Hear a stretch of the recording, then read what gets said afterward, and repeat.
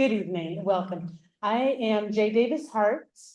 I'm the director of the Masters of Design Studies Design for Human Health program at the BAC, where our programs in landscape architecture, interior architecture, and design studies strive to provide excellence in design education emerging from practice and accessible to diverse communities.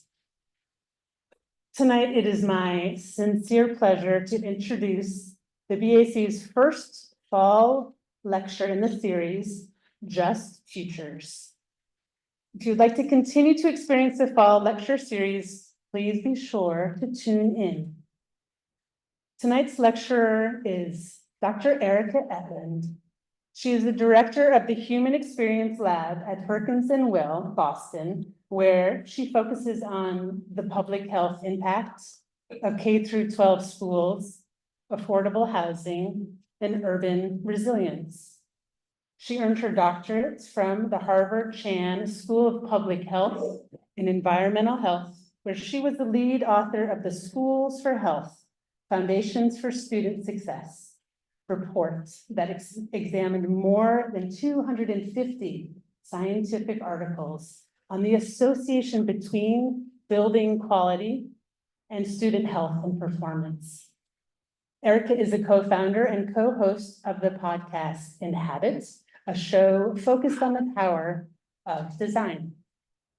She's presented her research internationally at the World Bank, U.S. Environmental Protection Agency, U.S. Health Resources and Services Administration, American Society of Interior Design, Intentional Spaces Summits at the Johns Hopkins University Bloomberg Center, and U.S. Green Building Council.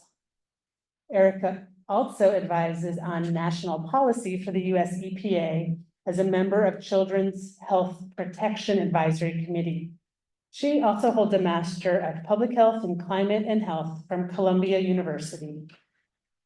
On a more personal level, Erika and I are both members of the Children Youth Environment Knowledge Network of EDRA, Environment Design Research Association. Please join me in extending a warm welcome to Dr. Erika Eitland as she presents her lecture entitled Design is a Public Health Intervention.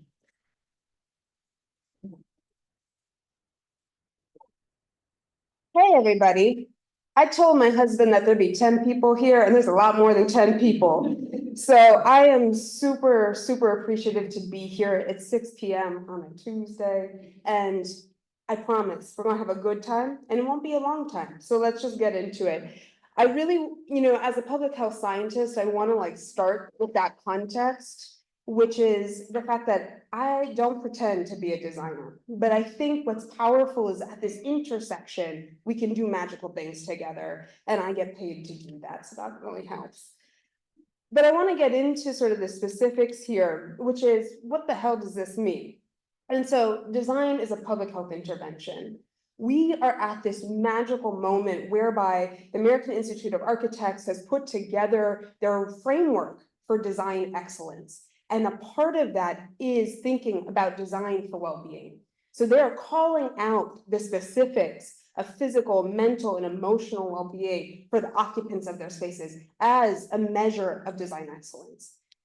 In lockstep, we also then look to the American Public Health Association, and they are sort of there promoting the health of all people within our spaces, an eye to inclusivity. But what's extremely important is that it is science-based, it's evidence-based, and this is our opportunity to de-silo, to be able to work together with the evidence to make a real impact. And so what gives me hope is we get to work together on this. And yet it was brought to my attention very recently that I am the only person with public health training in a leadership position in the entire architectural industry.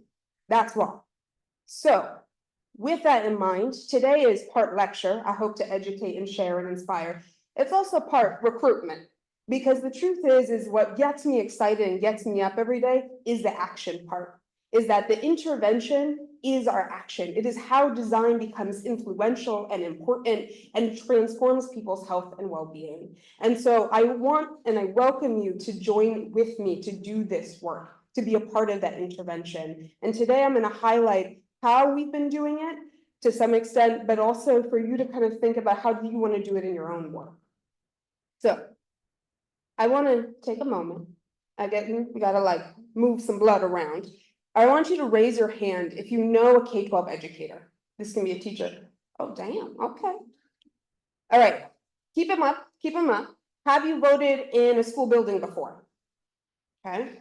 Do you have a child in a K-12 school building? Keep them up. We're playing this game. Hands raised. Okay, have you attended a K-12 public school?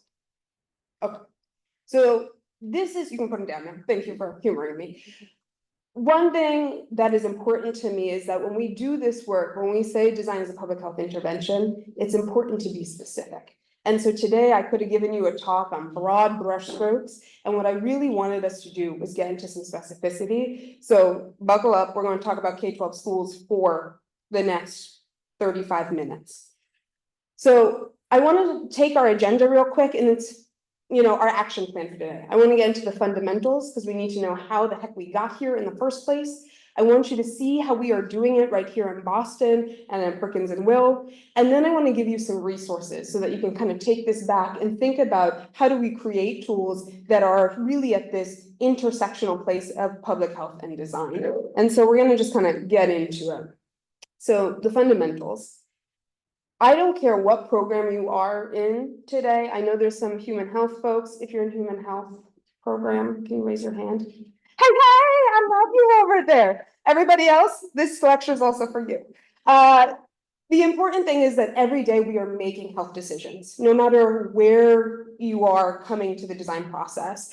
And I say that because these are things that we have done that we have to make considerations on in that process. So when we talk about something like our K-12 schools, we had to respond to the tuberculosis crisis. We went and we developed school buildings that were able to bring in adequate fresh air, adequate daylight, and that's where we started. And now, somehow, we are at a point in society whereby the American Society of Civil Engineers has given our 98,000 school buildings a D+ rating because the infrastructure is so poor, And so that means there's windowless classrooms. That means there's mold and moisture. We know that asthma is the #1 contributor to chronic absenteeism. And so then we have to really work through and say, okay, but when we look at huge governmental reports for the last 30 years, I will give you the evidence, we can nerd later, is the fact that even our HVAC systems, we came from a pandemic and air quality, and we wonder why our schools couldn't stay open. More than 50% of them need repair or replacement. So this is something that when you are working with your engineers doing this work, they are allies in our public health effort. And so I want to just take a quick moment to kind of fast forward through all this. So we start with our open air movement, and yet 65% of our buildings, our school buildings, are from this post-war baby boom. So you got all these little kids running around, and now they got to go to school somewhere. So despite having all these healthy intentions and knowing some of these key principles, what we have found is that we need to build fast. That is one of our biggest priorities, and that we need to be able to ensure that everyone has a proper school building within their community. However, this is also at a time when we say, okay, this is the 1940s to 60s, we have all these new buildings, and then, 10 years later, we have 1976 and the Toxic Substance Control Act that comes out and says, ooh, a lot of those building materials are unhealthy. Asbestos, PCBs, things that we know are carcinogenic, endocrine disruptors, but oh boy, they're still in our buildings.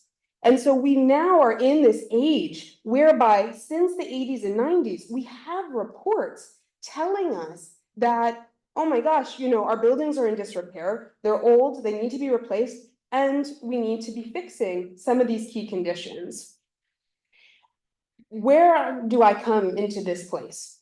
So as we kind of jump forward, for the last 20 to 30 years, there has been very significant public health research that has documented everything from temperature, air quality, acoustics, lighting, to say that there is optimized conditions and that the current conditions of our school buildings are not meeting those. And so what we see is we have things like LEED and the Collaborative for High Performance Schools, these sort of certifications trying to give guidelines to new buildings.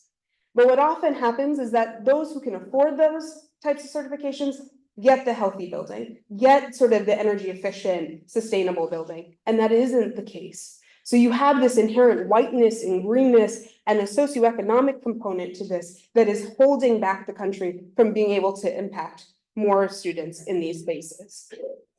What's problematic for me is that in 2008, when the economic recession hits, the first thing to get cut was the amount of money that we spend on capital outlay in our school buildings. And we have not actually returned to investing in our school buildings in the same way. So we were trying to do more with less. And so as we get to this point where we are today, I am not surprised that the pandemic hit our schools in the way that we did, or they did. And now it's the question of, okay, with the climate reckoning and all that we know so far, what do we do next? And that's what we're going to get into. So I start with the buildings because we're at a school of architecture. You kind of have to do that. But I think what's really important is understanding the specifics of the humans that occupy that space. And so that when I think about our children, they are not little adults, as often said, because kids breathe 50% more air. They're more susceptible to daylight. They are not able to acclimatize to maybe the thermal conditions. So when a 90-degree day hits Boston in September, that kid cannot actually respond in the same way an adult can, or let alone communicate that there's an issue. We also know that they have unique behaviors. They're going to eat 200 milligrams of dust in a single year. That's equivalent to a chocolate bar. But let's go back. If we think about the history that we just went through, what is in our dust? If they're sitting on the floor, they're occupying outdoors, we know that's where lead, asbestos, some of these other, considerations are there. So when we are making decisions about materials we're putting into our building today, what are the health consequences that they will live with for the next, 50 years? We also know the potential. So it's not just an academic potential and thinking about performance and education, but it is also the fact that kids' lungs grow until the age of 18. And they have done large epidemiological studies showing that if we site our buildings closer to highways, that their lungs are smaller, that they cannot breathe as much as other students. And yet, as of a few years ago, only 20 states had citing policies for their K-12 schools. So this is work that we have to continue to think about. And then the efficacy. They do not have the decision-making power. If you have all hung out with a small person, if you ask them, hey, can you take off your sweater? That could be a whole situation. So we have to be remembering that. The other important piece is that it is also a workplace. And I think this is something that has become increasingly important to me, is that when we think about the physiology, I'm not by any means saying I want to continue a gendered profession, but we need to acknowledge that 77% of our teachers are women. That means that in our schools, every part of their life course of women is experienced, from our young developing child all the way to ones going through puberty, menstruation, pregnancy, potentially miscarriage, menopause. And so are we actually designing, have we ever thought about that as like, how do we make sure that our menopausal women have a bathroom close enough? I had not thought about it until very recently, thanks to a BAC graduate. The other important thing is tenure. So I often say, by the time our children graduate high school, they've spent 15,000 hours in a school building. When it comes to our teachers, it's even more. We see that there is high levels of exposure to those buildings. And so therefore, air quality, acoustics, those types of things really do matter. And yet we also have to think about what types of work are they doing? So it can be repetitive, sort of long periods of standing and lifting. And so how do we incorporate ergonomics into this conversation thoughtfully day in and day out? And yet we are at this point in society where we are worried about teacher retention. And again, as we know, some of our teachers are aging in our schools. how are we responding to them? How are we responding to perimenopause and menopause and that experience that they're going through? And, you know, what might be best for our littlest students could also be really helpful for someone who doesn't have full visible, you know, visual acuity. So these are things that I want us to just, when you are working, no matter the building, and recently we were working on a firehouse, these same types of things you need to get precise on. I also just want to quickly call out the importance of thinking about mental health. So I'm calling out a lot of the physiological things. This is my bias as a public healther from an environmental health-based program. But what we see is that our students are also being confronted with severe major depression. We know that it's disproportionately our BIPOC students and our LGBTQIA plus communities. We also are seeing that they're not receiving that care. So for 60% who are also reporting major depression, they are not getting their care. And that is directly impacting our Asian American students. But there is also the idea, and for me, this is really important, is that when we talk about the school building, it is also probably one of the safest spaces for a lot of kids. As somebody who experienced childhood trauma, that school building, super important. And so when we think about the over 1 million students who are homeless, this is where they're going to receive meals. This is where they're going to receive maybe comfort and care, security, safety. That is really important. And so as we go through this, how are we being responsive to that component? I also think the mental health side of this is very true for our teachers. And so what we see is, again, in that fight for retention, that they're twice as likely to experience depression, high levels of job-related stress, burnout, things that we talk about daily, but are impacting our teachers in very unique ways. And that mental health issue might be why they leave their school buildings. And that this is disproportionately also impacting our educators of color. So to me, this is something, again, it's not just about physical health, it is a mental health, a full, total social well-being. I kind of touched on this already, but I think one thing that's really important is that as we're designing spaces, if we even just think about thermal comfort, how many of you know what ASHRAE 55 is? Okay, there's a couple. ASHRAE 55 is a thermal comfort standard. It is how we help dictate what temperature our buildings need to be designed to. And it is based on a man in a three-piece suit, okay? Ain't none of you wearing a three-piece suit right now, okay? So therefore, we have outdated sort of ways of guiding design, and we are not thinking thoughtfully across all of the hormonal changes, the physical changes that are occupying not only in our K-12 schools, but in any workplace, healthcare space, what name, you know, you can name the list. And so as we get into sort of what are these interventions, I really want us to take a moment and just like, as we're getting precise about who is occupying your space and what is the context that these buildings are coming to you in, is also thinking about the science of the invisible. This is not something that your, you know, charrettes and critiques might pick up on. But I want you to understand that if we are trying to have a positive impact on someone's well-being, where are they spending the most time? How often are they in that space? And how much are they getting out of that space? So if we think about daylight, if I was in this classroom, and again, I love this room, thank you, I don't want to offend anyone. But if I were to put you all in this classroom for the entire day, and that was the only circadian light you got, that duration is misaligned with the magnitude of the amount of light that we're providing. Why is all the light in the hallway? Nobody ever really knows if we're not spending our time there. So these are just critical questions to check yourself. Are we designing it in a way that really serves our communities? And then, you know, again, as a public health researcher, I could fall into my little, like, I don't know, bunny hole and say, I'm gonna just like publish some papers and we're just gonna nerd out on things. And that's not how industry and practice works. They want it. Where is it going to inform our design process? And if we are going to do anything about human health, it has to be as early as humanly possible. That kind of works there. Okay. Anyway, and I think to me, it's at the point of a project coming to you, there are things that we can do with the pursuit phase, that we can identify what are these conditions that we need to be responding to. You can ask the who's and the frequency duration types of questions, even at that point. But I would also like to take a moment and not go in with a whole bunch of hubris that we know because we did the research. but actually think about how does visioning and working with those clients and future occupants help us understand that. So that can be literature reviews, that can be doing occupant surveys and interviews.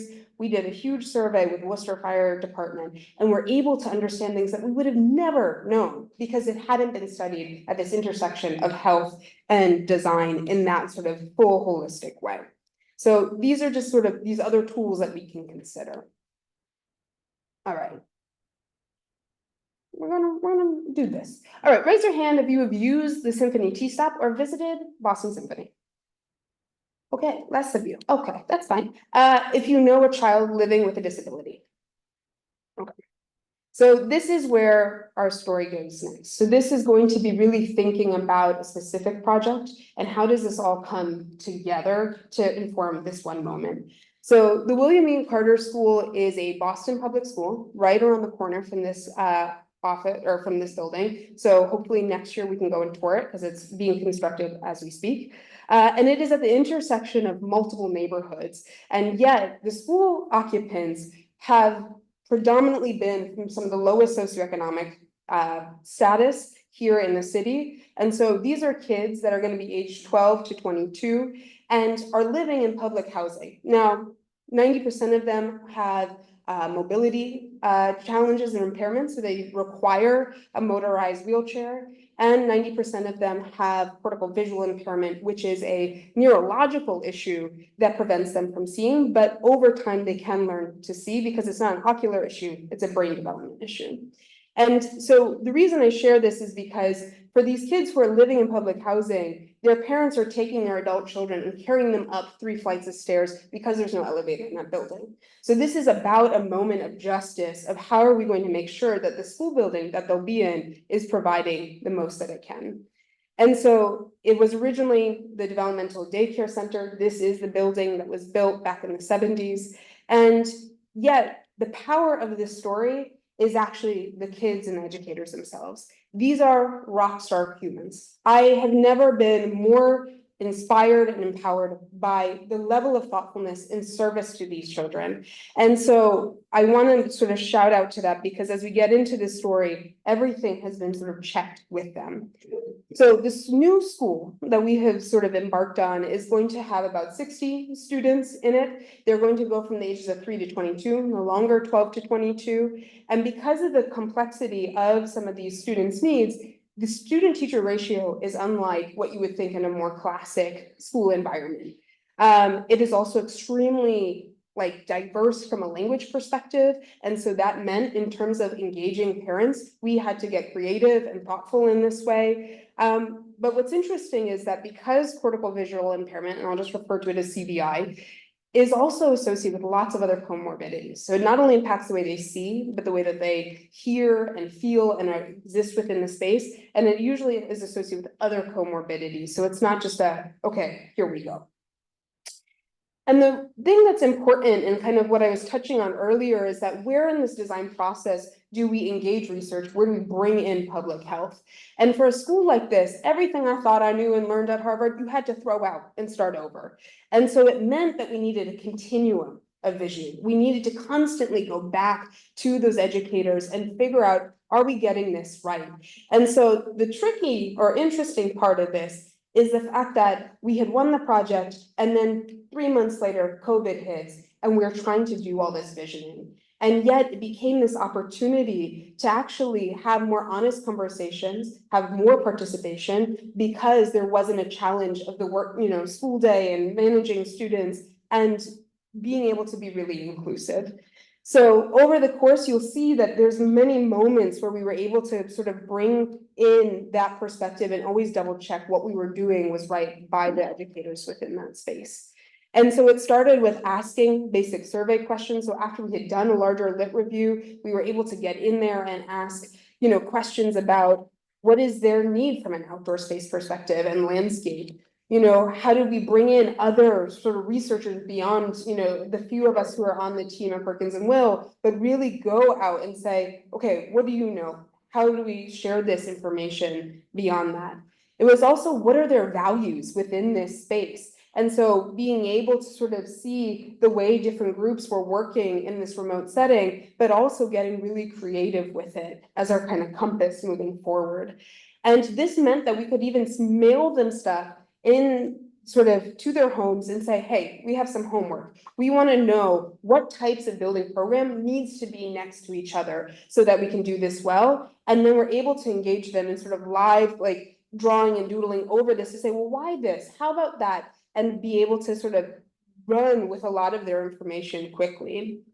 It also meant that we wanted to see what other examples are. And so working very closely with the principal, who you'll hear from in a second, it became really clear to us that they are in a state of making it work. In the disability community, you just make it work. Oh, we can just put a whole bunch of,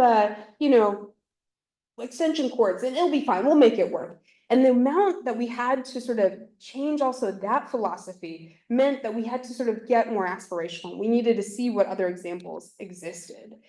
And so what we can see is as we went through it, that they were able to sort of bring some of this, to the table as well. We also wanted to make sure that, hey, we're looking at some of these research findings, but what it's telling us is that for somebody with cortical visual impairment, if you met one kid with cortical visual impairment, you've met one kid with CVI. And so does this actually work? And kind of challenging what other designers might have tried to do in some of these spaces. And then it got down to even the specifics of equipment and being able to then send out, after we've sort of gone through some of this internal rigorous stuff, translated surveys to all of the parents to elicit their feedback as well. And so that went out to those 7 different languages that we shared.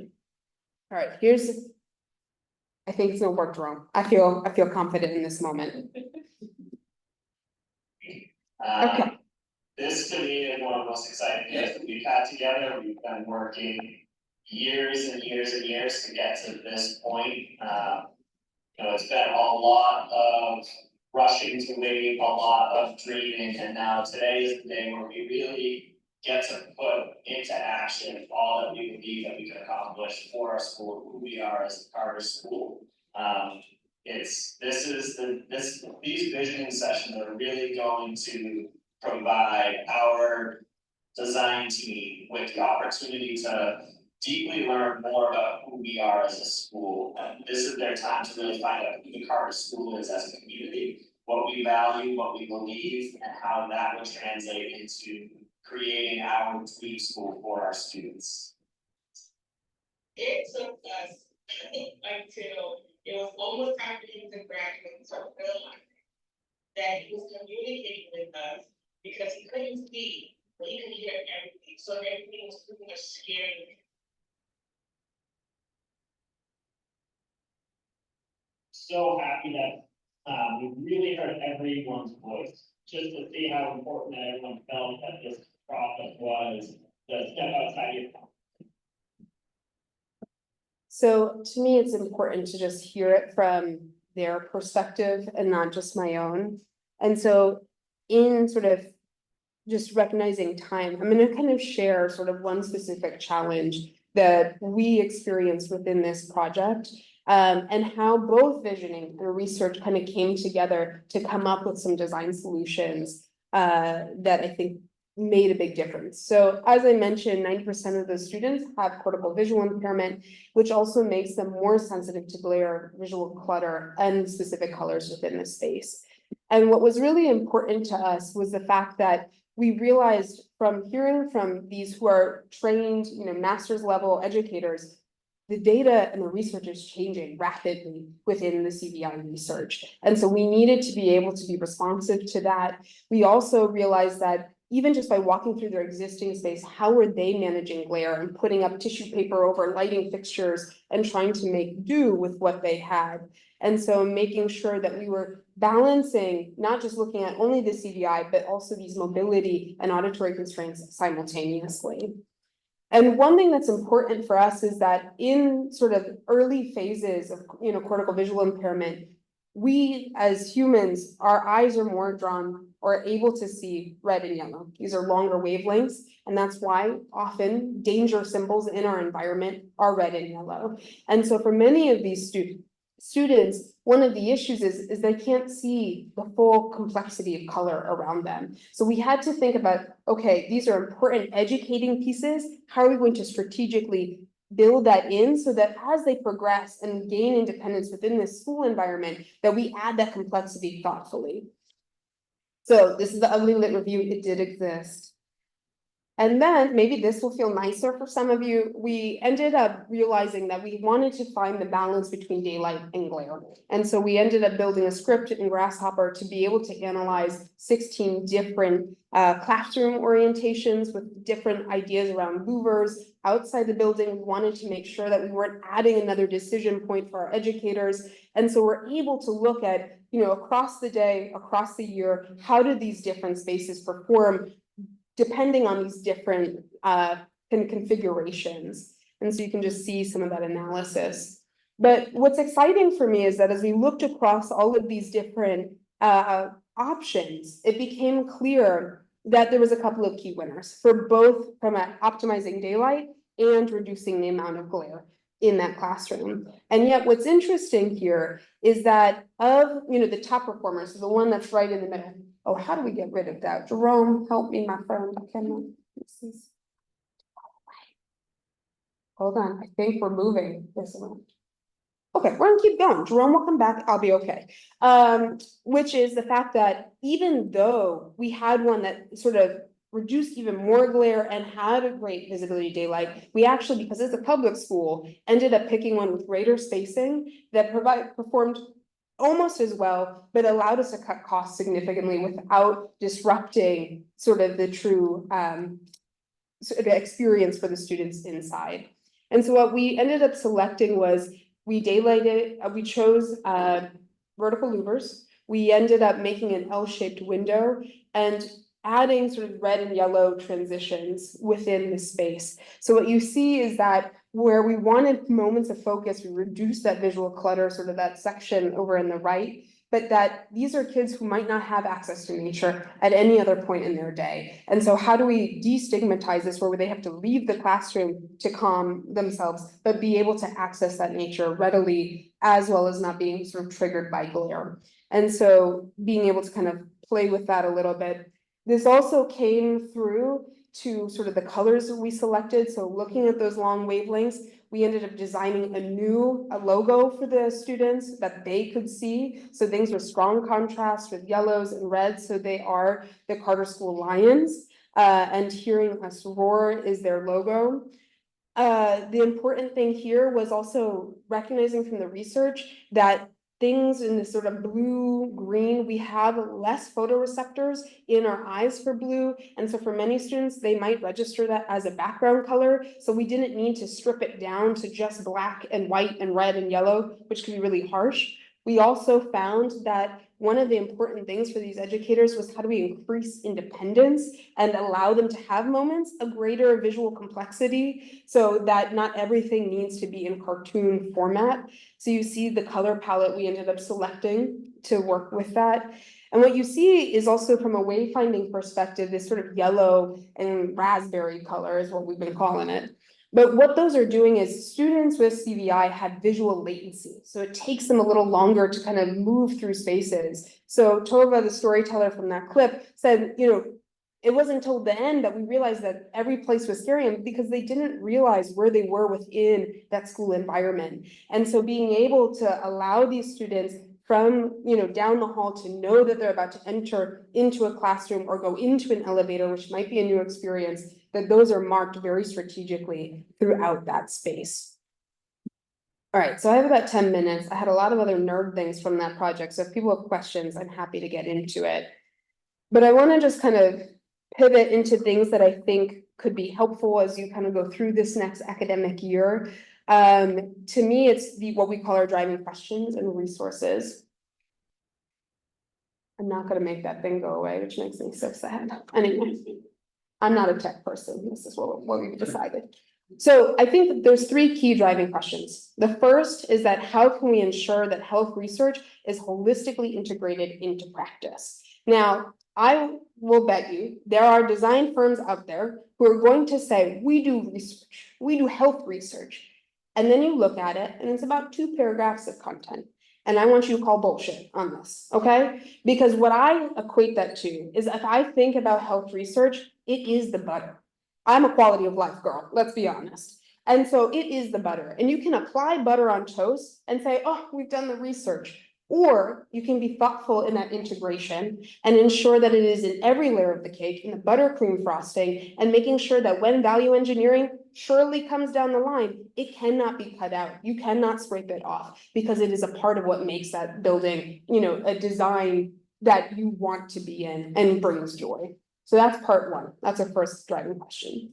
The next question is that we know that health is more than one specific thing. It is more than our behaviors. It's more than our knowledge. It is about the environments, the organization that we are a part of. It is about the community and the level of access or wealth that we have in our communities. And it is the policies that are at play here. And so to me, I look at the socio-ecological model as being an opportunity to say, how are you thinking across all of these different pieces? And so today I'm going to go through policy, community, organizational aspects of this, of how is our research trying to make sure that if one thing falls, we have sort of this perspective in other ways. And then, to me, what's really important is that how do we ensure the design serves as a form of reparations and restorative justice? And so when I think about it from a health disparities perspective, we know that over time, health has gotten better. Nobody's dying because of cholera now. But what we have seen is that over time, that we know our more affluent or white counterparts in this black line, their health has improved much faster than other populations within this country. And so therefore, if we think about the minoritized groups that are in that blue line, we have to think better. And everybody has been telling me it's equity. We need equity in design. And what is hard about that for me is that, sure, we can get to a point of equity, but it does not address past harm. It does not account for the intergenerational trauma and impact that we know is carried within our communities in those spaces. And as somebody who's even living in a rural community right now, it is alive and well in that place as well. And that past harm is going to take time to remove the asbestos, to inform our, better sort of planning of our cities and towns in that way. And so what I propose is that we actually think about it as a sort of environmental restorative justice. I want you all, when you leave this program, to put yourself in the same camp as public health professionals, as social workers, because you are determined to figure out how to get to that net positive so that we are addressing truly that past harm that has occupied these spaces. So that is the quest. It is not about equity anymore because there's been too much past harm still from redlining in our communities that we have to be addressing, and we can't be complicit in that. So I told you I'd sort of bring it down to these three big projects that we've been working on over the last few years. And I think this first one is to really inform that you as architects are advocates. You will know certain pieces of information that your communities and clients will not know. And it is in your best interest to make sure they are a part of this and know that information by the time the project is done. And so for me, as someone who's been dedicated to K-12 schools, especially in Massachusetts, for almost a decade now, it has become really important that we look at past research. We know thermal comfort, we know air quality, all of these different pieces are disproportionately impacting our communities of color and low-income students. And yet, we can talk about it, nothing changes. We can have data that tells us this. And when you start to have the data, then there's power and evidence in being able to move and say, this is where we need to invest in. This is who's being impacted. But in the state of Massachusetts, no matter how progressive we are, we still haven't tracked that data. We are able to do some of the fundamentals, and I am extremely proud of the Massachusetts School Building Authority, but it is getting to this next level of information. So after advocacy with a lot of incredible sort of state senators and local leadership and AIA Massachusetts, we were able to put together a white paper because we got a bill passed. And the bill was basically designed to help tell the state and Massachusetts School Building Authority, please measure health within our school buildings so we know how to invest and respond in the future. And what we realized is they didn't know this is an intersectional problem. And so what we were able to do is provide opportunities of how would you collect the data, what types of data would you collect, How could we just start the conversation more casually? So we had an observational checklist, so things that didn't require expensive instruments, but could be done by maybe a facility manager. And be able to sort of break it down to say, what's the rationale? Why is this important? Based on what you found in your classroom or building. We also then got into the more objective measures and were able to say, okay, this is what the specifics are. This is how hard or easy it is to collect it. But from a health perspective, this is why it's really important. And so that helped inform some of the data collection that's happening at the state level now, and to be able to work with AIA Massachusetts to help bridge these different disciplines and lead to some hopefully good change within our state.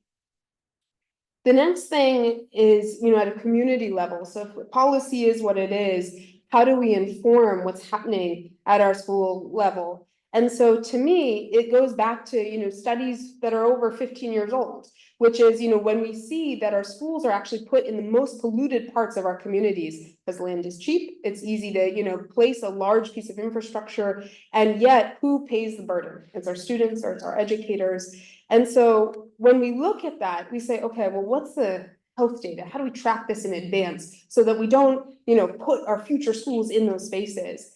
And what was wild is that as a public health, I was like, we've got lots of data. Here, go to City Health Dashboard. Well, they only have 500 of the largest cities. Okay, well, then you go to CDC places. And I would share with an architect and I go, I don't know how to interpret that. What do you want me to get out of this?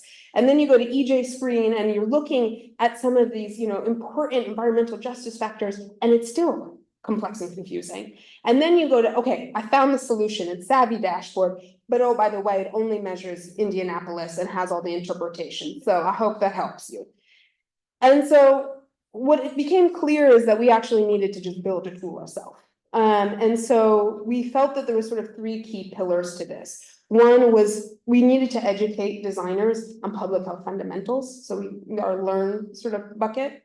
We knew that we wanted to get them the data rapidly so that when a pursuit came in, they could look at that health context in that community and say, is it asthma I need to be prioritizing? Or is it obesity? Or is it thinking about mental health and well-being? What is it? And then, okay, now that I know that, what do I do with it? And so getting to act where there's sort of strategies from it.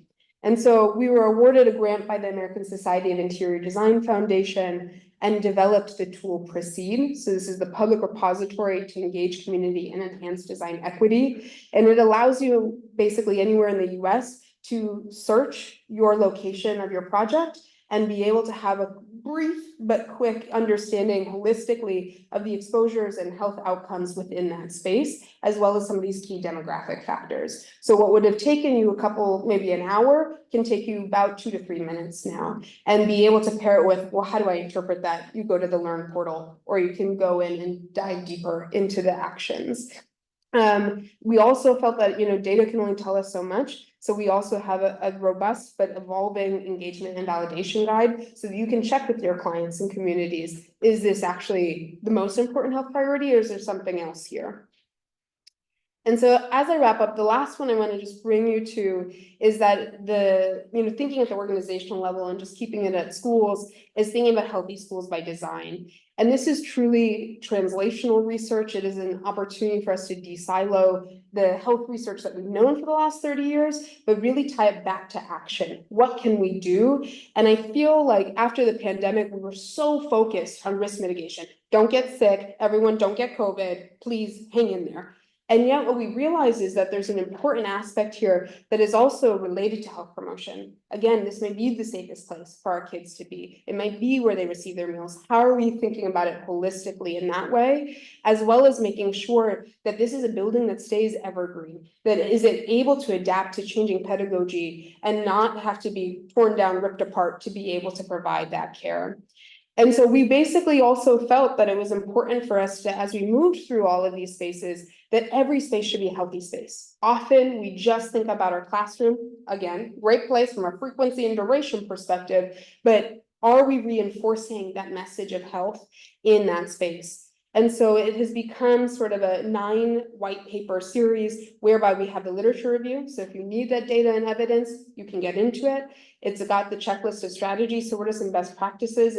We did this with the O'Brien School here, another Boston public school, and had their high school seniors tell us, what of these different strategies resonate with you? What do you think is missing? And then be able to provide tools, resources, and some other case studies as well. So just kind of looking through it, that this is sort of the information that you can get in that document. But, as I close, I think I want you all to think about your work as a public health intervention. I want you to think of public health and design as integral. I want you to think about it holistically. And I really want to make sure that it is restorative and not just equitable, because we are past that point, my friends, especially as we think about sort of the climate justice issue ahead of us as well. So with that in mind, I'll take questions.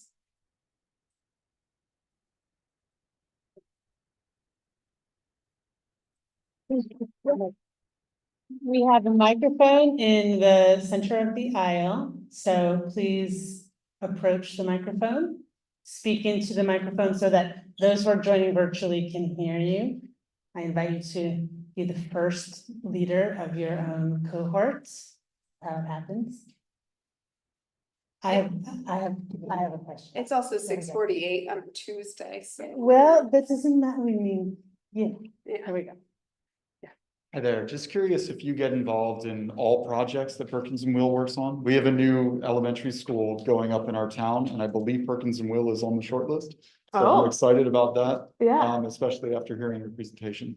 So what's exciting for me is that a lot of this work I get to embed with different practice areas. So from the K-12 perspective, there's very few projects that would get started without somebody from the human experience research team being a part of that and being able to provide the research, the rigor to go into it. So out of all of the different disciplines within Perkins and Will, I would say that K-12 is probably one of our most robust. Mostly because it was my dissertation, and now here we are. But I do think it's one of these things where we've also nominated a research champion in every single one of the 30 offices of Perkins and Will. So there's also a point person who not only does research, but also plays operator. So if they know where everything is, making sure it gets there in a timely way. Proceed is used on every single project at Perkins and Will in certain studios. So that's like becomes just sort of a preliminary piece so that we can jumpstart that engagement in a more thoughtful way. So I personally might not be on every single project, but the research that we've developed over the last several years is most definitely helping inform that design process. Yeah, I guess it's your knowledge and what you've been working on that gets percolated down. I know that some places there's one amazing person and then the rest of the team doesn't really get that same level of involvement. No, and I think one thing that I take as sort of like an ethical obligation, to be honest, is that Perkins and Will is the second largest architecture firm in the world. So in my mind, if they can hire Erika, but our smaller firms who might not have the same resources can. So every single thing that our team puts out is publicly accessible because it is important for us to democratize that information. And I really do not care if Gensler's like, here, we're gonna steal this and use it, because who wins at the end? If it is in the process of promoting public health, I don't actually feel that that's a differentiator. It's what we do with that information that differentiates firms. So trying to kind of model what radical transparency looks like versus being something that like we hide and keep to ourselves is inappropriate. Thank you for the awesome work that you're doing. That was really inspiring. Oh, thanks, appreciate it. I have a question from the online chat where you had 122 in the audience. Oh, wow. More than 10, Adam, more than 10. Leslie Moss says, as a parent of 3 children, 2nd grade, 6th grade, and 9th grade during COVID, Okay. I'm curious how you're able to further separate the needs of elementary school age to high school in your studies. She's curious to hear how you address those differences. It's a great question. I think to me, something like Healthy Schools by Design is a great, like, here's the first pass. But something similar to the Carter School, when we are designing these individual building types, it is about getting into the specifics. If it's a middle school, how are we thinking about some of our first, behaviors around eating and body image? Those are things that we have to start getting into. And so, at the beginning of a project, we can get into the specifics. I would say that, as this research is going into sort of version 2 of it, I think we are excited to invite a lot of academics to help us break down and get into the specifics of some of these different age-specific issues. I would also say, like, how are we serving our, students with, autism, or how are we serving our students with English as a second language? Like, there's lots of different ways that we could be approaching this that we just haven't. And I think this work was really born out of an urgency post-COVID of like, don't just focus on air quality. It actually has to be a more holistic, thoughtful approach. So, thanks. Hi, how are you? Great. I want to first thank you for being here. This is a great presentation, and I do thank you. It has some really good information. My question would be, so I have a little bit of, I'm from Florida, by the way. My aunt was the superintendent for Palm Beach County Schools, as well as the chairwoman for the Urban League of Palm Beach County. Okay. And I wanted to know, is it just locally for Boston, or do you ever partner with other states for an expansion? So one thing I didn't do because I was like, I already cut out stuff today, is we're actually even like working in the state of Indiana to help another big policy get put through there and helping them build sort of a healthy school framework for them. And so I think we're very open to working with other states. We also, because, Perkins and Will is so spread out and we have K-12, even in our Miami studio, there's a K-12 presence, that this is something where we are building schools, nationally, internationally. And so there's an opportunity for us to definitely partner or share information. And there's local people who are probably a lot more aware of the context that might lead towards, different conversations. But people from the human experience research side are always down to nerd, no matter where it is, so. Amazing, thank you. You're great. I have two questions online from the chat. Okay, I want the online people to know that Karen just cut the line for did. y'all, okay? I So that did. is the most inclusive hybrid performance ever, okay, go. Thank you for clarifying. I really appreciate I it. love that. Both students would like to know how to become advocates. They're design students, they're studying architecture. How do they become design advocates? All right, well, we can have a beer and talk about that one. I think it's where to begin? I think it's start with your own community, whether if it's a client, you start with what are their needs and you prioritize them. I think when it comes to value engineering, there's some moments where you're gonna really have to fight for, hey, Carter School is a Boston Public School project. It was during the pandemic and inflation, and yet certain things, it was much more the funfetti cake because we were able to articulate and educate the city about why these things were important and actually like reduce floor to ceiling heights, but keep all the other good juicy stuff. So that's on like an individual project level. I would say just embed in your community. For me, as somebody who has been, I love a mega city, but living in a rural context, there's environmental justice issues, there's food insecurity issues, there are design and like public art issues. And so it becomes an opportunity to bring that to a very local context that doesn't need to be like out there, marching on the street. It can actually just be by informing and educating and taking the time to do that research and be in the trenches with people who are already doing good work. So again, this is a beer conversation, but this is what we got, man.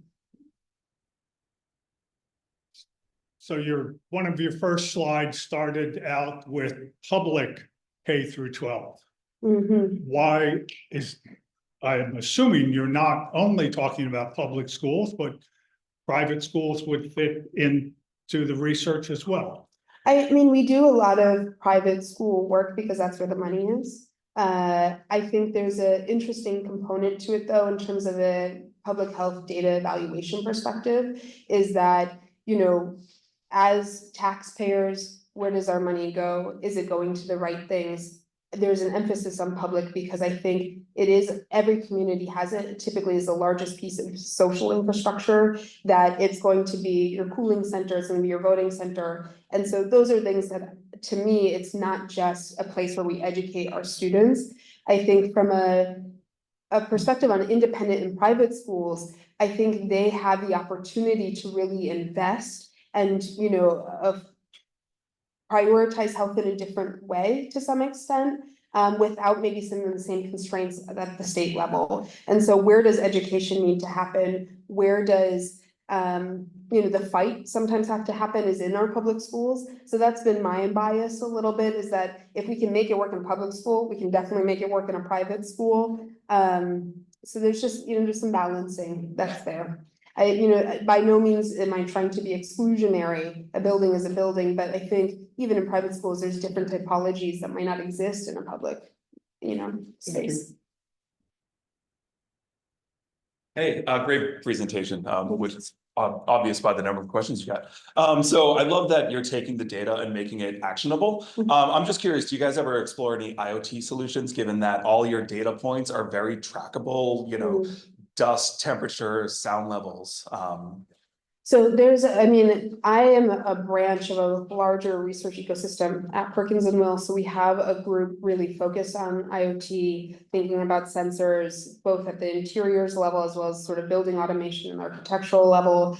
Our Vancouver studio is really known for doing a lot of these more sort of engineering focused types of work. And yet in partnering with them, from this side is that, you know, how are we looking at those thresholds and determining what is acceptable or healthy in that context? So, I mean, everything from augmented reality to sensor information to, you know, wearables, those things are being considered. It also gets sort of even, I think, deeper work gets done from, we have an innovation incubator. So these are short micro grants that the firm gives out to help dive in. So if there's a project that really needs that type of solution, we are able to get into it. I think there's been a balance though, when it comes to some of the IoT stuff, because there's so many solutions already available that Perkins and Will is more of a user of it, maybe than the one sort of driving that ship. And we spent a couple of years like developing sensor packs and looking at data and how does design respond. And yet I think that's still for us evolving, in how we do that well. So, yeah. Awesome, thanks. Hello, I didn't think there was a height limit for this. I should have put my question in the chat. I wanted to thank you for this presentation, and I have a question as also fellow Husky, and congrats. Yeah. So in my parallel life, I am a dentist and I work in I practice as dentistry, but one of the things that is not as researched is how to make dental offices more accessible to individuals with intellectual disabilities. So from a design perspective, seeing as like the case that you presented, what are some things that you think might be helpful in terms of design to have the office be more accessible, and with the idea of having persons with intellectual disabilities come in? So this is, I know and I don't know the answer, but I have a phenomenal co-director, so Dr. Katie Pedito, who's been diving into some of this research. So if you want to give me your card, or if you can stalk Katie on LinkedIn, and just reach out. I think she would be really fascinated. She has a lot more healthcare experience also, and is really committed to this specific topic. So definitely reach out to Katie and I can connect you for sure. Sounds good, thanks. Hi there. Got a question for you. So I saw the title of your lecture and it's exactly in my wheelhouse. And the first word that came to my head was policy, because so I've been practicing in the K-12 space, licensed architect many years. I can't pretend that I'm coming with all of the research, which is why I'm here. You're here. That's half the struggle. Yeah, that's why I'm pausing to go to school to do this. But I'm always wondering, because it feels like the architects, we always feel like we're ahead of the curve, and it's the policy piece that's holding us back. So I'm curious, what are some ways to engage with policy, and any examples of things? Are you doing it through Perkins and Will, or is this really through your AIA or your personal? Just I very like I'll give you a personal quick anecdote. People want to leave. If you want to leave, leave. It's a long day for y'all. It's 7:01, it's not that late, but anyway, you know, for me, during my PhD, I really I'm really bad at biostats because biostats is on Tuesday. And we were trying to get a major bill passed in Rhode Island, a bond, which ended up being about $1 billion on the ballot in Rhode Island for K-12 school infrastructure. And I notoriously skipped biostats on Tuesday, okay?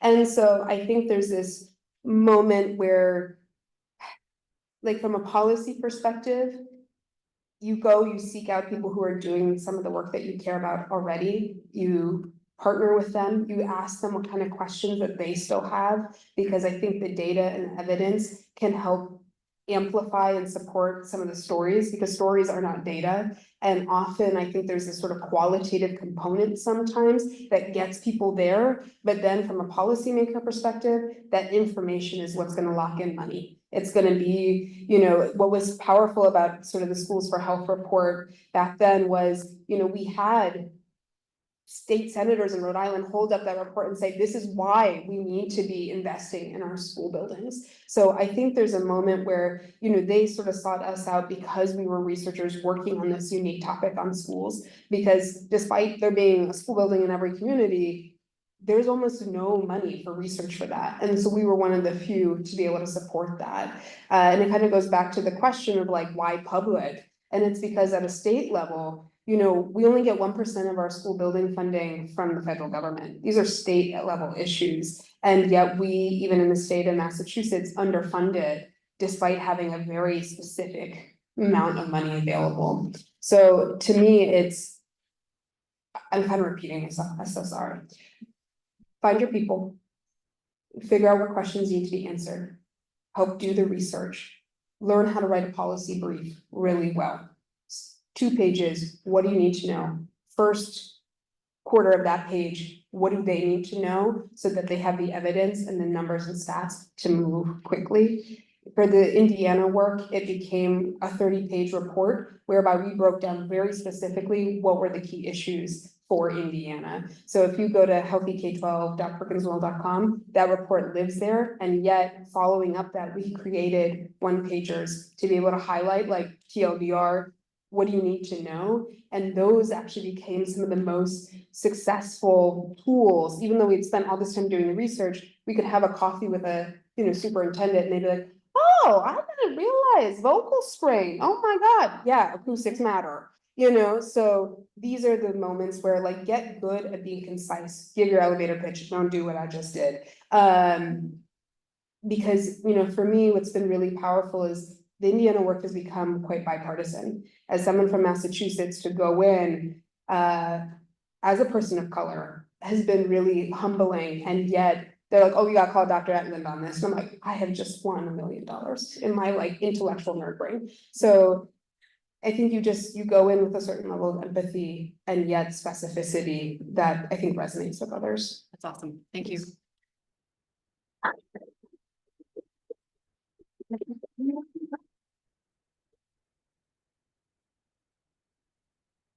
Thank you all for coming. We conclude this amazing evening. Thank you. Thank you, Dr. Eitland.